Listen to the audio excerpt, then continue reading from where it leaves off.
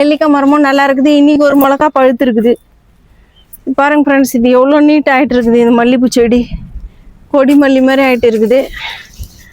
அப்படியே இருக்கட்டும் அது. இது பாருங்க ஒரு மிளகா பழுத்துட்டு இருக்குது. இதில் நம்ம 3 மிளகா நேற்று நம்ம முந்தின நேற்று நம்ம பறிச்சுன்னு போனோம். இன்னைக்கு வந்து ஒரு மிளகா பழுத்து இருக்குது. நீட்டு மிளகாயில், குண்டு மிளகாயில் வந்து 4-5 மிளகா பழுத்து இருக்குது ஃப்ரெண்ட்ஸ்.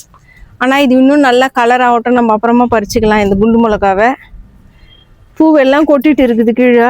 இந்த பாருங்க ஜாதி மல்லி எல்லாம் கொட்டிட்டு இருக்குது மழை காற்றுல. நிறைய அரும்பு வச்சுருந்துச்சு ஃப்ரெண்ட். நேற்று நான் காமிச்சேன். இப்போ இது நம்ம போகும்போது இந்த அரும்பாவே பறிச்சுன்னு போயிடலாம். பூ விடாமல் பூத்து கொட்டி போயிடுது இல்லை, பூவை அப்படியே அரும்பே கிள்ளின்னு போயிடலாம்னா.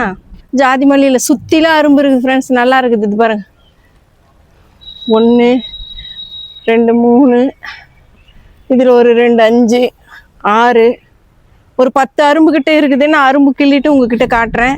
நம்ம இது